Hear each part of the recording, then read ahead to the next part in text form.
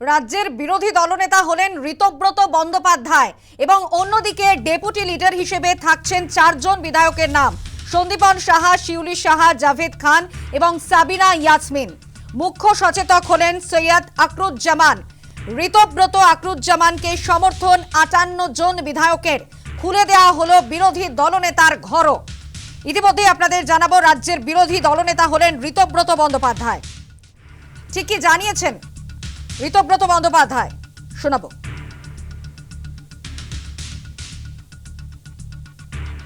অষ্টাদশ পশ্চিমবঙ্গ বিধানসভার তৃণমূল কংগ্রেসের যে পরিষদীয় দল, সেই পরিষদীয় দলে কোনো নেতা নেই। পরিষদীয় দল একটা টিম। কারণ আমরা এই মনোভাবের বিরুদ্ধেই লড়াই করেছি সবাই মিলে, যে কেউ নেতা কেউ ভৃত্য, এটা নয়। এটা গোটাটা একটা টিম। ঘটনাচক্রে তার একটা জব ডিস্ট্রিবিউশন হতে পারে। কারুর নাম বিরোধী দলনেতা, কেউ মুখ্য সচেতক, কেউ উপদলনেতা, কিন্তু এটা গোটাটা একটা 58 জনের টিম আপাতত। আরও দুজন আছেন যারা এই মুহূর্তে এখানে নেই, রাজ্যের বাইরে আছেন। তারা তাদের যে বক্তব্য সেটা জানিয়ে দেবেন। 60 হবে, সেই দুজনের সম্মতি যেহেতু আছে তাই আমি 60 বললাম, তবে সেটাও আপাতত। আমাদের পরিষদীয় দল এই জব ডিস্ট্রিবিউশন যে করেছে, চিফ হুইপ হিসেবে আমরা চিঠিও দিয়েছি। রঘুনাথগঞ্জের জনপ্রিয় বিধায়ক আকরুজ্জামান, তিনি চিফ হুইপের দায়িত্ব পালন করবেন এবং ডেপুটি লিডার হিসেবে 4 জনকে আমরা ঠিক করেছি, তারা ডেপুটি লিডারের ভূমিকা পালন করবেন। রাজ্যের প্রাক্তন মন্ত্রী, বহুবারের বিধায়ক, বর্ষিয়ান রাজনীতিবিদ শ্রী জাভেদ আহমেদ খান, রাজ্যের প্রাক্তন মন্ত্রী শ্রীমতী সাবিনা ইয়াসমিন, রাজ্যের প্রাক্তন মন্ত্রী শ্রীমতী শিউলি সাহা এবং সন্দীপন সাহা, এরা 4 জন ডেপুটি লিডারের হিসেবে ভূমিকা পালন করবেন। রাজ্যের এই অষ্টাদশ বিধানসভার দায়িত্বশীল বিরোধী হিসেবে আমরা যারা এখানে তৃণমূল কংগ্রেসের প্রতিনিধিত্ব করছি, আমরা দায়িত্বশীল বিরোধীর ভূমিকা পালন করব, সদর্থক এবং গঠনমূলক বিরোধীর ভূমিকা পালন করব। সরকার যেটা ভুল করবে, সরকার যেটা ঠিক করবে না, সরকারের চোখে চোখ রেখে সেটা হাউসের ভেতর যে অ্যাম্ফি থিয়েটার, সেই অ্যাম্ফি থিয়েটারে যেমন লড়াই হবে, হাউসের বাইরে বিধানসভার অভ্যন্তরে সেই লড়াই হবে, রাস্তাতে সেই লড়াই হবে। আবার সরকার যদি কোনো সদর্থক ভূমিকা পালন করেন, আমরা সেই সদর্থক ভূমিকার প্রশংসা করতেও পিছপা হব না। কারণ অপোজিশন ফর অপোজিশন সেক, এটা কখনো গণতন্ত্রের রীতি হতে পারে না। মাননীয়া মমতা বন্দ্যোপাধ্যায়কে আমাদের প্রধান পরামর্শদাতা হিসেবে থাকবার জন্য অনুরোধ জানাচ্ছি। আমি আবার বলছি, আমি মাননীয়া মমতা বন্দ্যোপাধ্যায়কে আমাদের এই পরিষদীয় দলের প্রধান পরামর্শদাতা হিসেবে থাকবার অনুরোধ জানাচ্ছি। তিনি থাকুন আমাদের পরামর্শদাতা হিসেবে।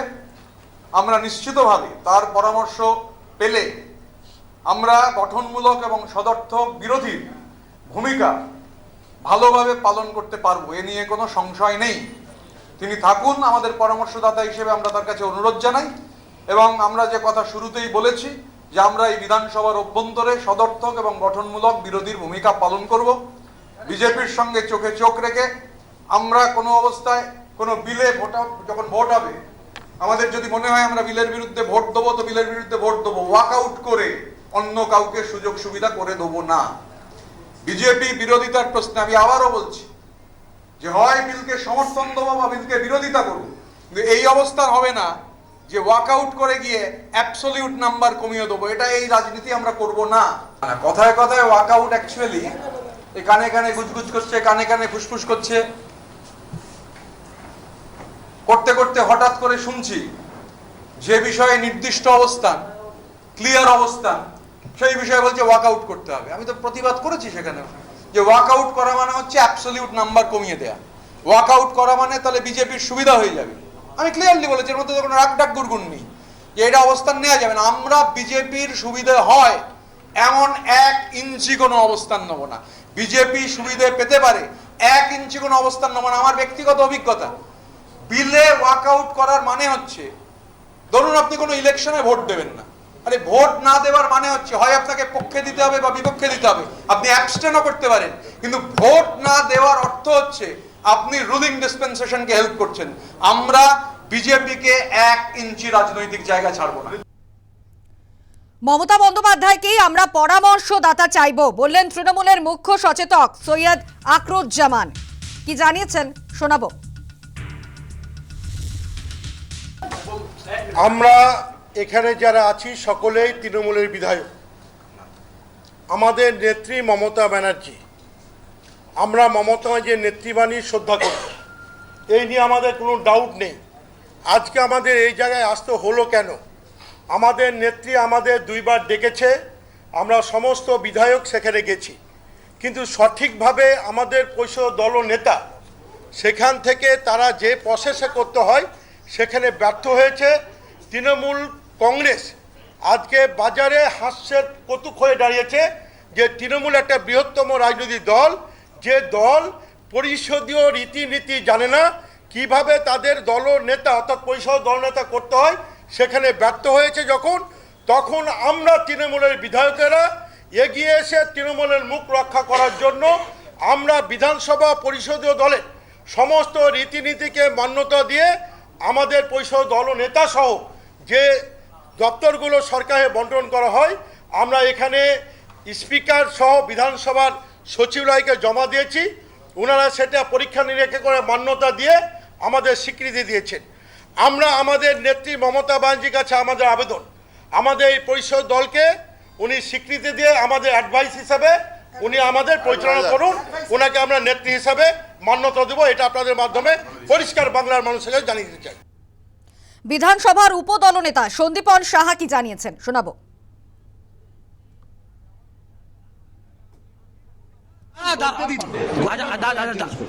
দাদা আজকে যেটা ডিসিশন হলো যদি একটু বলেন আমাদের।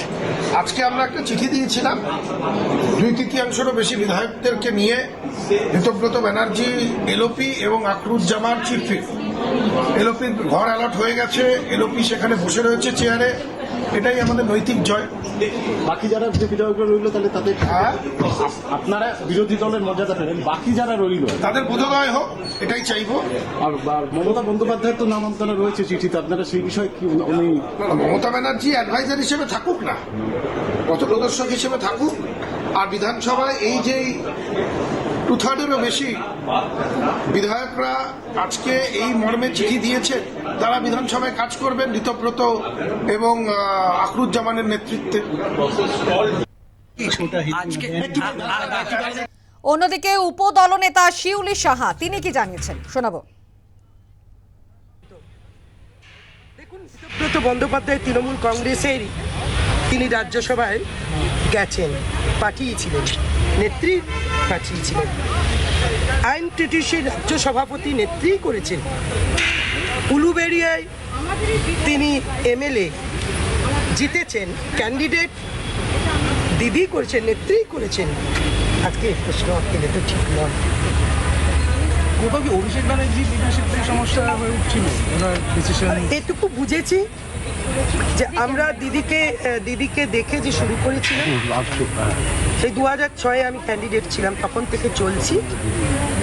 কোথাও দিদির হাতে আর ব্যাটনটা ছিল না, এটা ফিল করেছি, আর বলারও স্পেস ছিল না,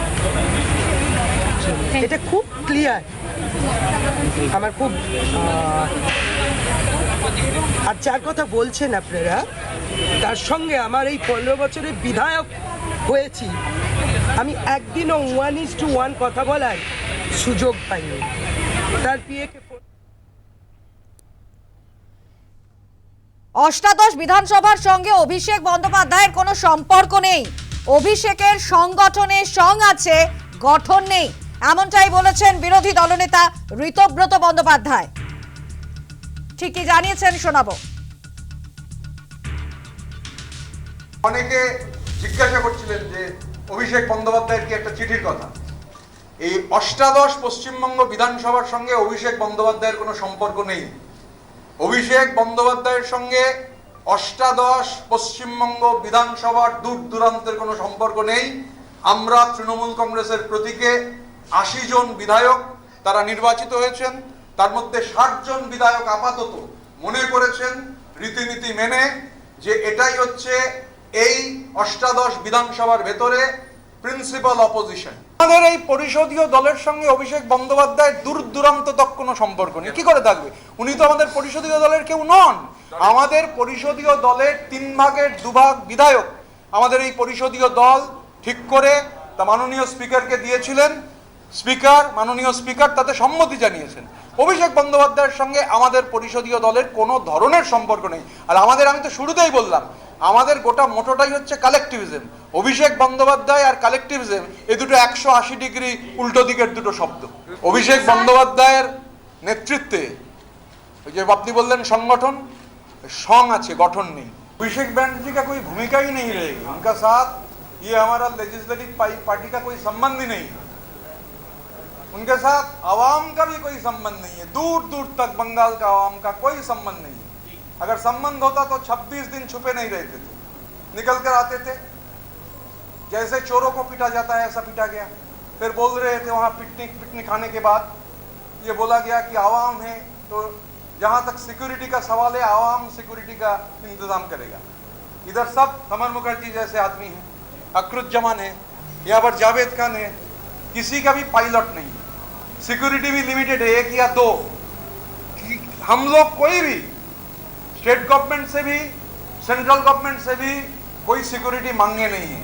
अभिषेक बनर्जी उस दिन चोरों के जैसा पीटने के बाद बोले थे कि आवाम उनका रक्षा करेगी। तो फिर देखा गया कि सेंट्रल गवर्नमेंट को चिट्ठी दिए हैं उनका सिक्योरिटी बढ़ाने के लिए। तो उनको लेकर हम लोग ये चर्चा नहीं करना चाहते।